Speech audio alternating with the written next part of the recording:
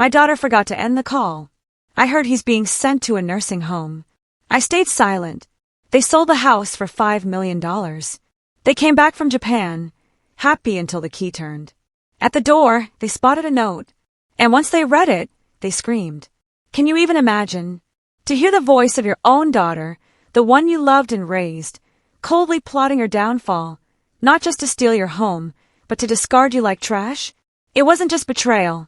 It was a death sentence, whispered through a phone line, wrapped in dollar signs.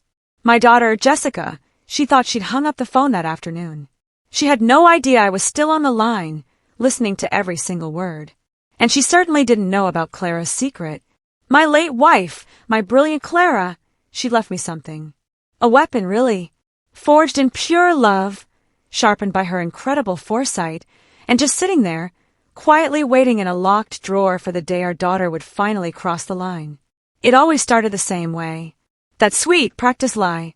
You managing okay, Dad? The same song and dance, for months now. The house is too big. The upkeep's too much. It's for your own good. I'd play along. Nod, smile. Don't worry, sweetheart. I've got it under control. But deep down, I knew something was seriously off. I just didn't realize how deep the rot went, not until that afternoon. I was out in the garden, pruning Clara's roses, when Jessica called. She gave that familiar sigh, you know, the one that screams, I'm done pretending to care. Gotta run, Dad. Tom's on the other line. Talk later, okay? I mumbled my goodbyes, expecting the click. The finality of a hung-up phone. But it never came. Instead, a rustle. Then his voice. Tom's. Crystal clear. Did you talk to the realtor yet? My blood ran colder than ice. I stood there, pruning shears still in my hand, a single rose petal clinging to the blade like a tiny, crimson witness. My whole body just froze. And then Jessica spoke again. But not to me. Not the warm, loving daughter I thought I knew. This voice. This was something else entirely. Cold. Calculated. Businesslike. He thinks we can get $5 million, she said. Maybe more. If we move fast, we'll have enough for the condo downtown, and that trip to Japan. A pause. A breath I couldn't hear. But first, she continued, he has to go to a nursing home. I'll handle the paperwork this week. He won't even know what's happening until it's done. $5 million. A nursing home. Her own father, reduced to an inconvenient asset. Something to be liquidated. Discarded. Forgotten. You know, no rage hit me in that moment. No tears. Just this icy, terrifying clarity. A quiet, glacial certainty that settled deep into my bones, like the first frost of winter. I walked back inside. Into our house. The house Clara and I had built, brick by loving brick. The walls that held her laughter, her perfume, even her last breath. The floors where our daughter took her first steps, where we celebrated every birthday, every milestone. And now, that same daughter was planning to evict me. I went to my study, to the old mahogany desk that had been my father's. I opened the bottom drawer, the one that was always locked.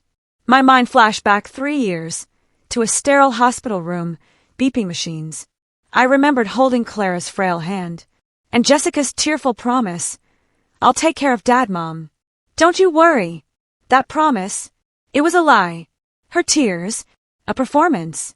My fingers closed around a small, cold piece of metal at the back of that drawer. A key.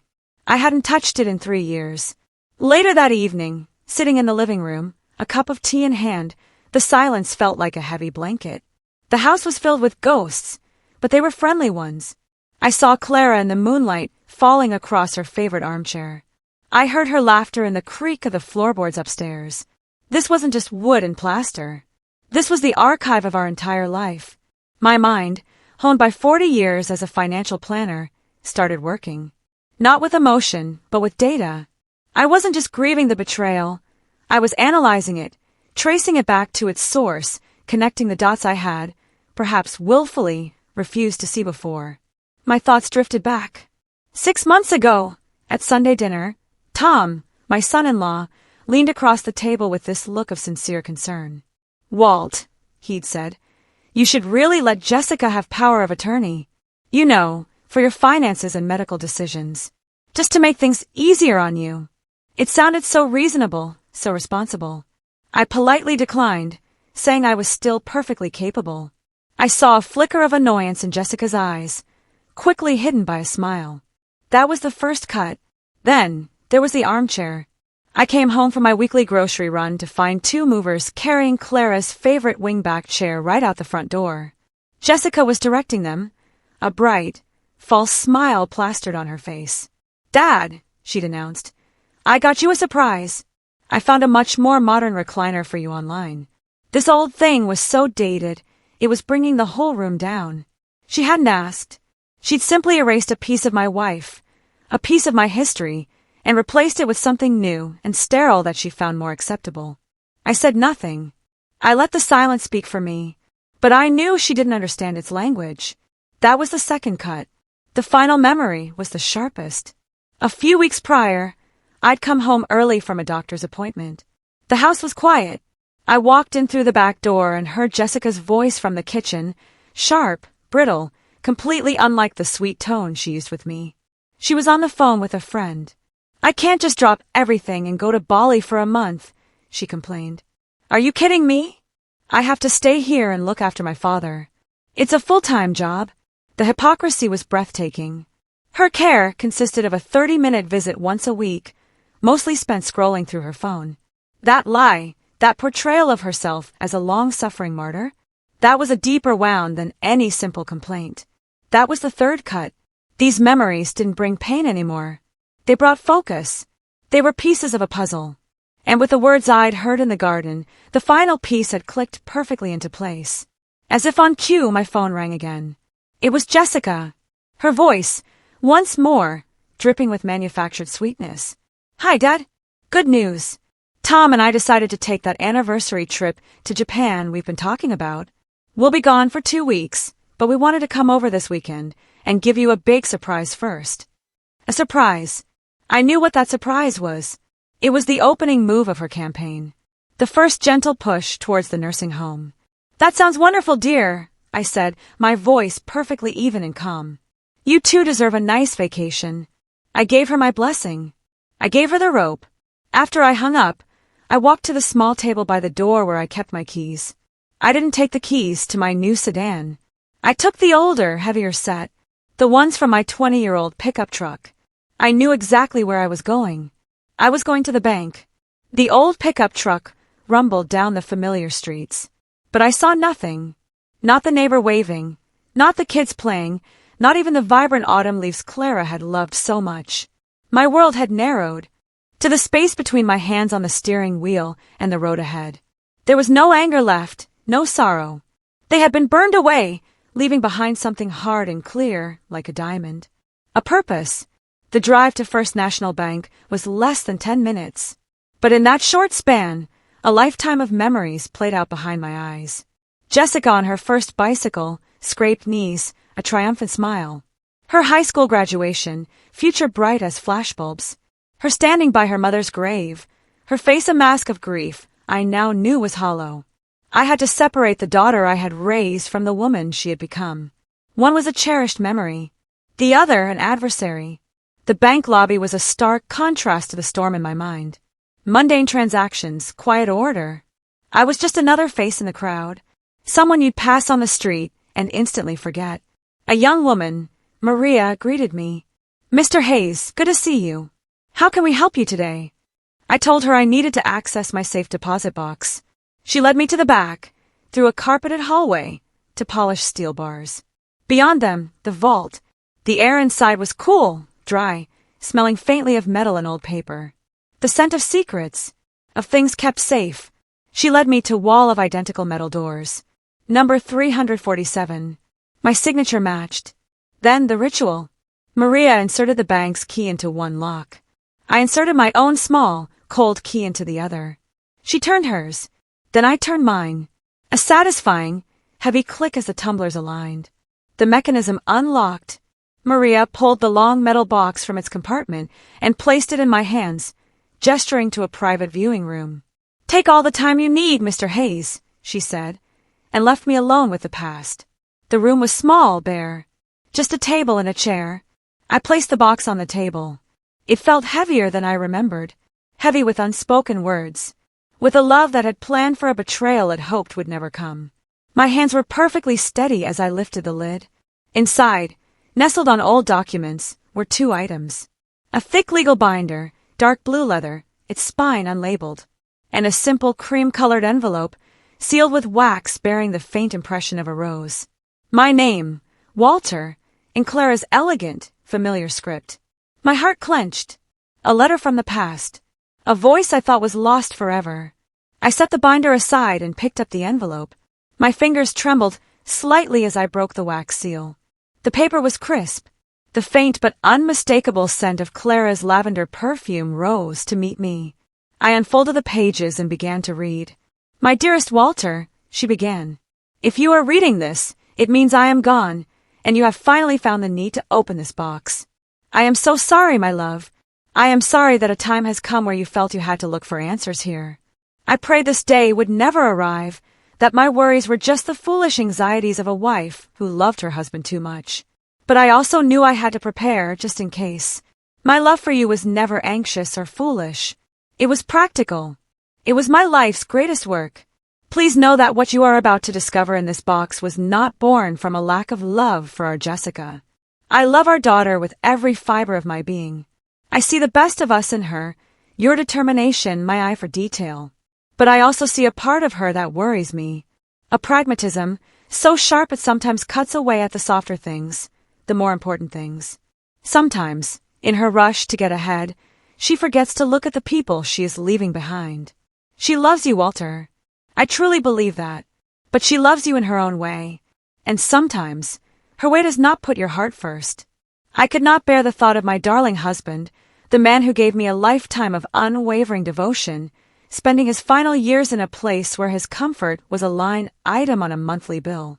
That is why I did what I did. The binder in this box contains the legal framework for the Clara Hayes Family Trust. I used a portion of my own inheritance, the money my father left me, to set it up years ago. Our home, this beautiful house filled with our memories, is the primary asset of that trust. It does not belong to you, and it does not belong to Jessica. It belongs to the future we built together. I did this to protect you, my love, to give you a shield. A home is not just an asset to be liquidated. It is a sanctuary. It is the keeper of our stories. And you, Walter, are its most precious guardian. You have every right to live in our home, surrounded by our memories, for as long as you draw a breath. That right is absolute and unassailable. I have made sure of it. This was my final gift to you. A fortress of love to keep you safe when I no longer can. Live your life fully. Fill that house with music and the smell of baking bread. Keep my roses blooming and know, with every sunset you watch from the porch, that my love is still there, watching over you. All my love forever, Clara. Tears I didn't even know I was holding back, streamed down my face. They weren't tears of sadness, but of overwhelming gratitude, of a love that spanned beyond the grave. She had seen it all years ago. She had seen the potential for this exact heartbreak, and she had built me an ark. She had known the precise nature of our daughter's ambition and the cold logic she might one day employ. The letter wasn't a condemnation of Jessica. It was a testament to Clara's profound understanding of human nature. She had not acted out of anger, but out of a fierce, protective love. She had left me more than a house. She had left me a plan. She had left me permission. I carefully folded the letter and placed it back in its envelope. Then, with a newfound resolve, I reached for the dark blue binder. My tears for Clara dried, but the warmth of her love remained a steadying presence in that cold, quiet room. Now, there was work to do. I pulled the heavy binder towards me and opened it. The pages were thick, creamy cardstock covered in the dense, impenetrable language of the law. To most, it would be an intimidating wall of text. But to me, this was familiar territory. For 40 years as a financial planner, I'd navigated these forests of jargon, translating complex trusts and estates for my clients. I knew the language of whereas and heretofore. I understood the subtle power hidden in a well-placed comma. This was my territory. My eyes scanned the first few pages with professional speed. The Clara Hayes Family Trust, established on May 10, 2012. Clara was the settler, the creator. I, Walter Hayes, was named the sole lifelong trustee, the manager of the assets. Our daughter, Jessica Hayes Martin, was listed as the primary beneficiary, the one who would inherit upon my passing. It all seemed straightforward, a standard arrangement to protect the house from probate and ensure a smooth transfer. I turned the page, my mind working methodically, searching for the fine print. The little details where the true intent of a document always resides. I found it in Section 7, titled Conditions and Stipulations of Beneficiary Inheritance. My finger traced the lines of text. Clause 7A was standard, but then I came to Clause 7B. I stopped. I read the words once, my brow furrowed. Then again, slower, letting each word sink in. It was written in precise, unambiguous legal terms, the inheritance of the primary asset, the property located at 128 Maplewood Drive, by the beneficiary, Jessica Hayes Martin, is contingent upon the fulfillment of a duty of care towards the lifelong trustee, Walter Hayes. This duty of care is defined as providing a stable, respectful, and supportive living environment for the trustee within the aforementioned property. The determination of whether this clause has been violated rests solely and absolutely with the trustee. In the event the trustee determines this clause has been breached, he is granted the full and irrevocable power to execute the alternative directive outlined in Appendix A, the immediate liquidation of the trust's assets, with all proceeds to be donated in their entirety to the designated charitable organization. I leaned back in the chair, the binder resting in my lap. My breath caught in my chest. This was no shield. A shield is defensive. It absorbs a blow. This was a sword, a perfectly crafted, razor-sharp weapon, placed in my hand by the woman who knew me best. She hadn't just protected me. She had empowered me. She had trusted my judgment. The phone call from the garden replayed in my head. Jessica's cold, clinical voice discussing my fate as if I were a piece of furniture. He has to go to a nursing home. And here Clara's words, a stable, respectful, and supportive living environment. The irony was so profound, it was almost comical. They hadn't just failed to meet the condition. They had shattered it into a million pieces. A slow smile spread across my face. It wasn't a smile of malice or revenge. No, it was the quiet, confident smile of a man who had just been reminded that he was not powerless. It was the smile of a man who had just been handed a blueprint, written in the ink of his wife's love, for how to reclaim his dignity. I closed the binder. The weapon had been found. Now I just needed an ally to help me wield it. The address on the business card led me to a sleek, modern building in the heart of the city's financial district. Reed and Associates, 32nd floor. I stepped out of the elevator into a space that was the complete opposite of my warm, cluttered home. Clean lines, polished chrome, cool art, quiet, beautiful. Evelyn Reed's hair was a stylish silver, cut short and sharp. She wore a tailored gray suit, and her eyes, behind elegant glasses, were intelligent and missed nothing. No pretense, no false warmth. She dealt in facts. She extended a firm, dry hand. "Mr. Hayes," she said, calm and even, Evelyn Reed. "Please have a seat. Thank you for coming in. No empty pleasantries. Straight to business." I appreciated that. I sat opposite her large, uncluttered desk. "My wife was Clara Hayes," I began, my voice steady. "You prepared a family trust for her about 13 years ago. I'm here today because I believe a clause in that trust is about to be violated." At the mention of Clara's name, a subtle shift. The sharpness in Evelyn's eyes softened, replaced by a flicker of genuine warmth. A faint smile touched her lips. "Clara," she said, her voice softer. She was one of the most formidable women I've ever had the pleasure of knowing. Whip-smart and fiercely loyal. She always thought 10 steps ahead of everyone else. She leaned forward. "I'm not surprised you're here, Mr. Hayes. When we drafted that document, she made me promise I'd be ready for your call, even if she hoped it would never come. So, tell me, what did Jessica do?" Her directness was bracing. It cleared away all the emotional fog. Only hard facts remained. I recounted the phone call, keeping my tone as level and objective as I could. I laid out the facts, the plan to sell the house, the intention to move me into assisted living, the cold financial calculus behind it all. I presented it not as a heartbroken father, but as a client stating the details of a breach of contract. Evelyn listened without interruption, fingers steepled. Her expression was unreadable, but I saw a storm gathering in her intelligent eyes. The quiet anger of a professional seeing a friend's worst fears realized. When I finished, she was silent for a moment, her gaze fixed on the skyline. Then she turned back to me, her face set with grim determination. "I see," she said softly. It seems Clara's foresight was, as usual, painfully accurate. She pulled an identical binder from her desk drawer, placing it between us. "All right, Walter," she said, her voice crisp and purposeful. "Let's get to work. Let's read your wife's instructions together." The 2 blue binders lay on the desk. Silent testaments to my wife's foresight. Evelyn tapped a perfectly manicured finger on the cover of her copy. "Clara and I spent a month working on this document," she said, her voice a low, serious hum. She wanted every clause to be ironclad, especially Section 7. She called it the Dignity Clause. I nodded. The term felt profoundly right. Dignity was exactly what was at stake.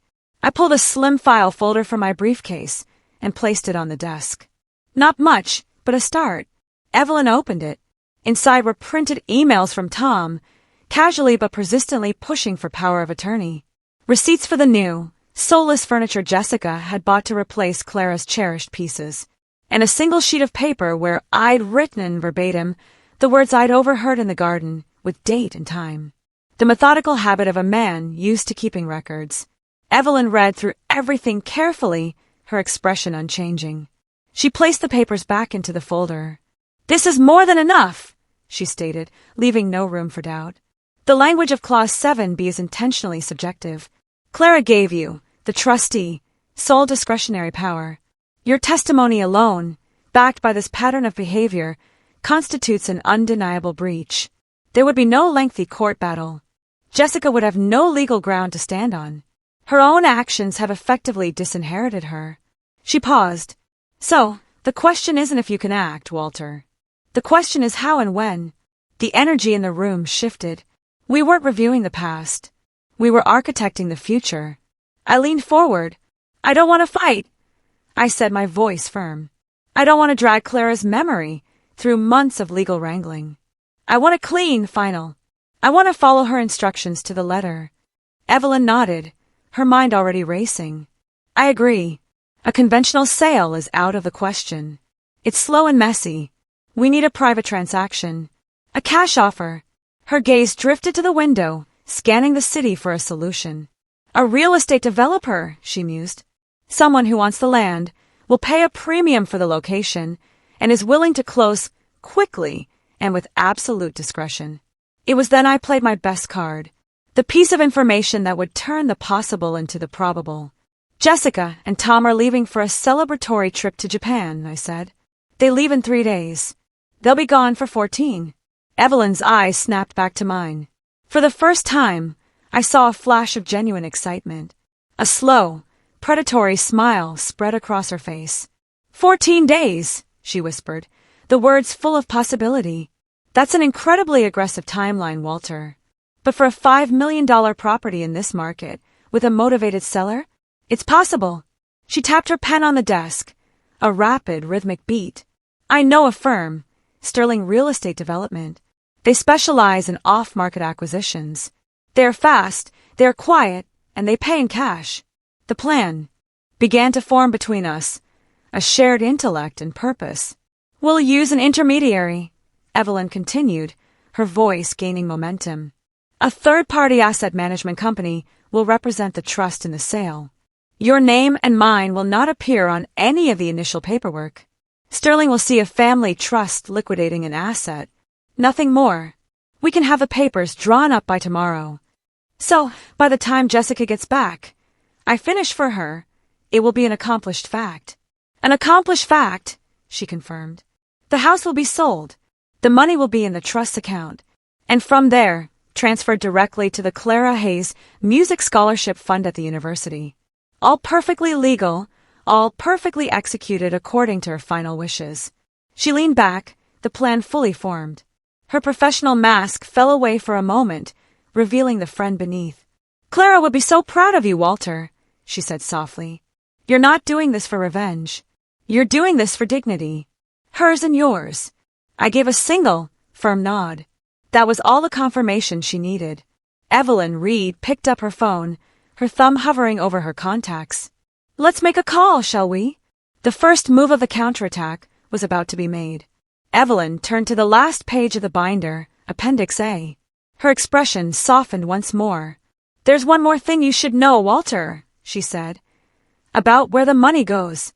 It was very important to Clara. She turned the binder for me to see. The designated charity wasn't some large, faceless organization. The text was simple. The Clara Hayes Music Scholarship to be administered by the State University's Department of Fine Arts. Clara told me once that music saved her life. Evelyn explained, her voice gentle. She grew up with very little. Her family could never have afforded piano lessons, but a local benefactor, a woman she never even met, paid for her to learn. Clara said the piano gave her a language for all the feelings she could never put into words. It was her sanctuary. Her greatest wish was to be that anonymous benefactor for another generation of children who had talent but no money. I pictured Clara at her old upright piano, her fingers dancing across the keys, her eyes closed, a peaceful smile on her face. It was her favorite place in the world. This wasn't about erasing a memory of her. It was about amplifying it, turning our home into a legacy that would echo in concert halls and practice rooms for years to come. It was the most beautiful, perfect thing she could have imagined. My quiet resolve hardened into a righteous certainty. This was no longer just about protecting my dignity. It was about fulfilling her dream. As if summoned by the gravity of the moment, my phone buzzed on the desk. The screen lit up with a picture of Jessica, smiling brightly from a family photo taken years ago. The woman on the screen felt like a stranger now. I looked at Evelyn. She gave me a single, decisive nod. I answered the call and pressed speakerphone. Dad! Jessica's voice chirped, full of breathless, artificial excitement. You are not going to believe this. Tom and I were looking at flights just for fun, for our anniversary. And we found the most amazing deal to Japan. To Tokyo. I looked at Evelyn. Her face was a perfect, unreadable mask, but I saw the glint in her eyes. The universe wasn't just giving us an opportunity. It was serving it to us on a silver platter. They were leaving the field wide open. The dramatic irony was so thick, I could almost taste it.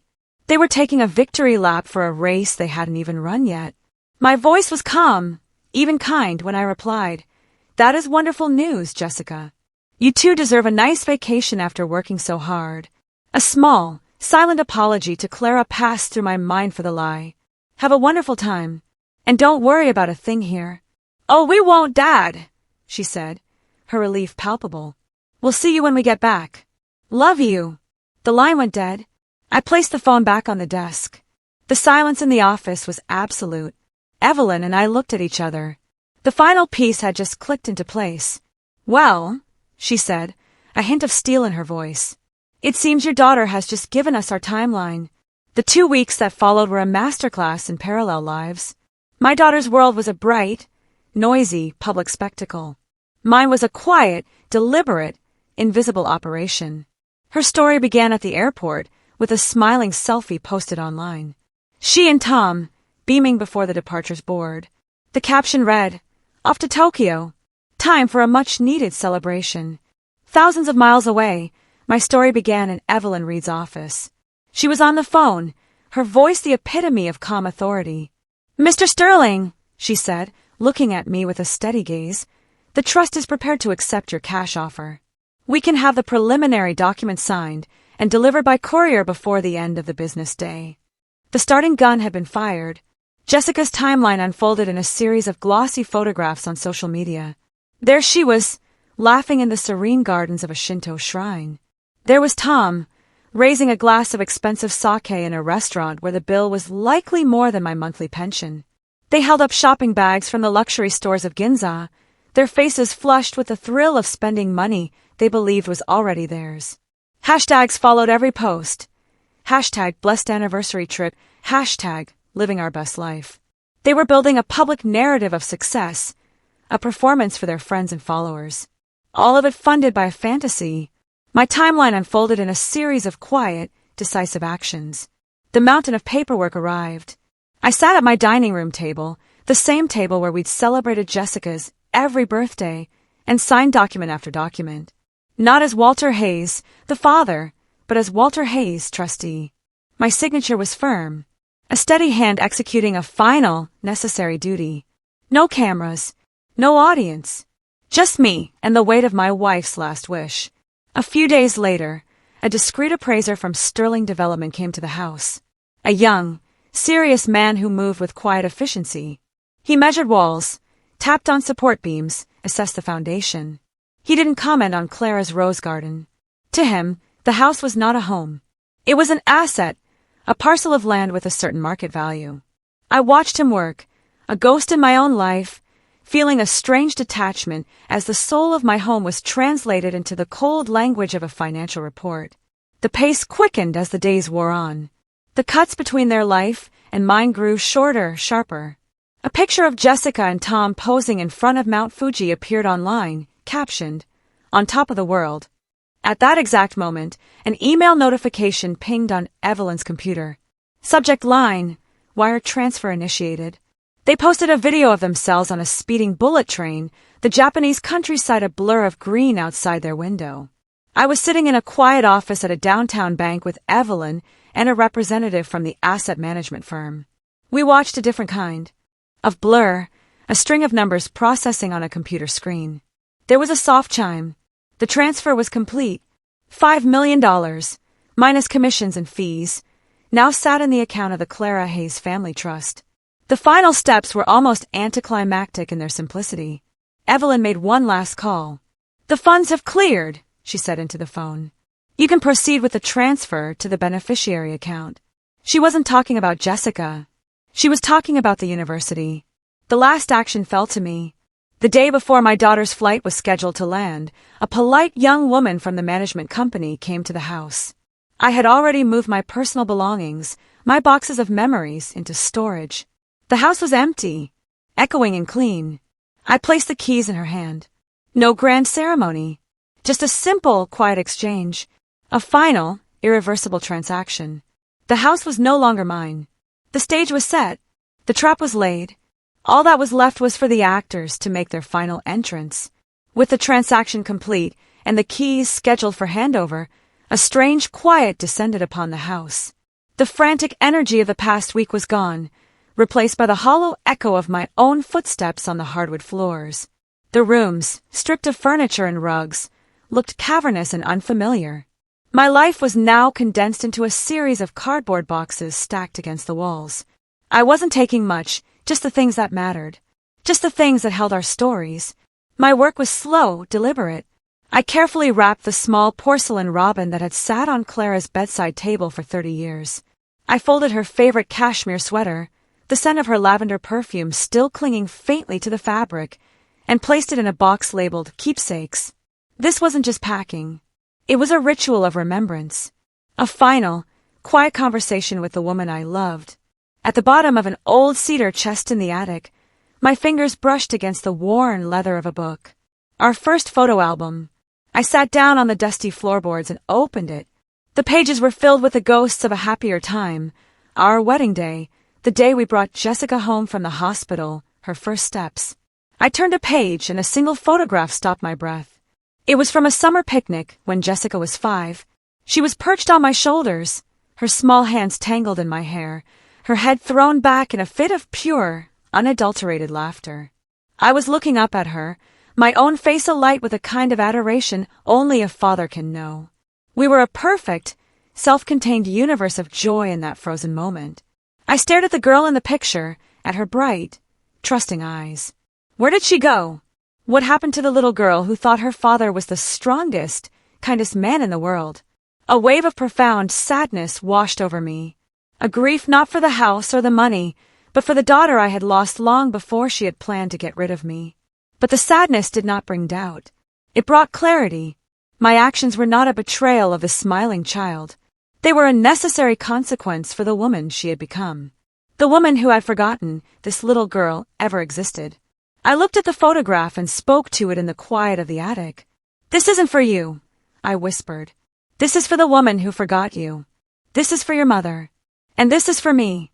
It was an act of preservation. I was saving the memory of that joyful father from being destroyed by the callousness of his daughter. With a gentle hand, I closed the album. I walked back downstairs and placed it on the mantel of the fireplace, right in the center. I would not be taking it with me. That part of our story belonged to this house. And this house no longer belonged to me. I turned the key, and the door to my new life swung open. A modern apartment on the 15th floor. Clean white walls, large windows that drank in the afternoon light. It was smaller than my old house, more compact, but it felt lighter. It wasn't filled with the ghosts of the past, but with the quiet promise of a future I could write for myself. I placed the single box I had carried up with me, the one labeled Keepsakes, on the polished floor. It looked small in the empty room. I walked to the floor-to-ceiling window and looked out. The city spread out before me, a vibrant, sprawling map of a world that was no longer confined to a single street, a single garden. The setting sun painted the sky in hues of orange and purple. Down below, the lights of cars moved like a river of stars. I took a deep breath, the first truly deep breath I had taken in years. It was the breath of a free man. I felt no sadness, no regret, only a profound, unshakable peace. The stage was set. The curtain was about to rise. All I had to do was wait. The black SUV pulled up to the curb, its engine purring with an expensive quiet. The doors opened, and out stepped Jessica and Tom. Rested, tanned triumphant. They wore new clothes that spoke of duty-free shopping sprees. Their luggage, plastered with tags from Tokyo, a testament to their 2-week victory lap. They were laughing as Tom paid the driver.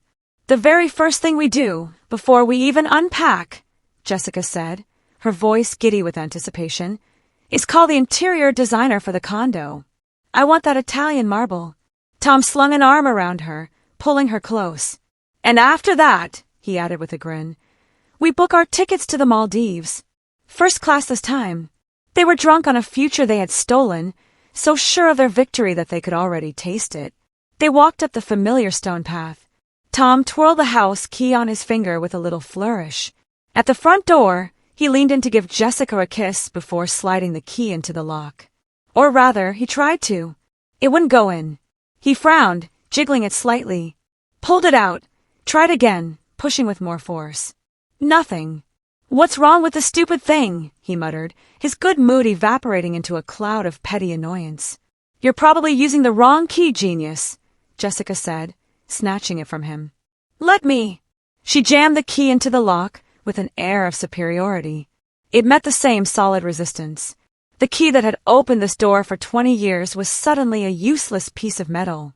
A flicker of unease passed between them. "Did your dad change the locks?" Tom asked, his voice now laced with confusion. "Why would he do that without telling us?" Jessica's face tightened.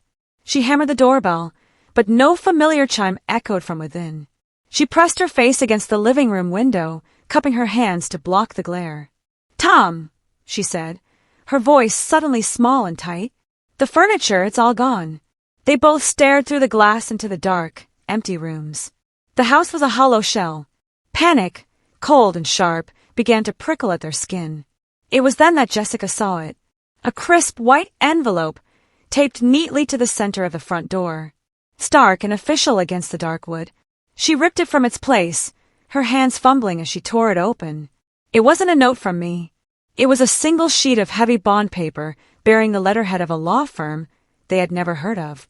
Jessica read the words aloud, her voice starting as a whisper and rising with each devastating line. "To whom it may concern, please be advised that the property located at 128 Maplewood Drive was legally sold in a private transaction on September 12th. This is now the private property of Sterling Real Estate Development. Any attempt to access or enter the premises will be considered trespassing and will be prosecuted to the fullest extent of the law." The final words hung in the air between them, sharp and deadly as shards of glass. The color drained from Tom's face. Jessica's hand flew to her mouth, and a choked, strangled sound escaped her throat. They stood on the manicured lawn of a house that was no longer theirs, surrounded by their expensive luggage, and finally, they began to scream. The shrill, panicked ringing of my phone was an intrusion, but not an unexpected one. I was sitting in my new armchair, looking out as the city lights began to glitter against the deep blue of the twilight sky. I saw Jessica's name on the screen. I let it ring twice more before answering. A small act of control. I took a slow, steadying breath and tapped the screen.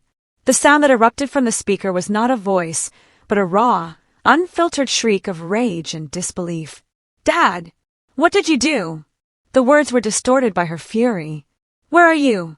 Someone sold our house. Our house! There's a sign on the door. Some legal notice. Did you get scammed? Did someone take advantage of you? Oh my God! Tom is calling the police right now. This is a nightmare."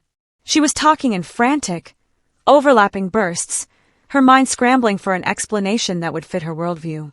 A world in which I was a problem to be managed, a victim to be handled, but never, ever an agent of my own will.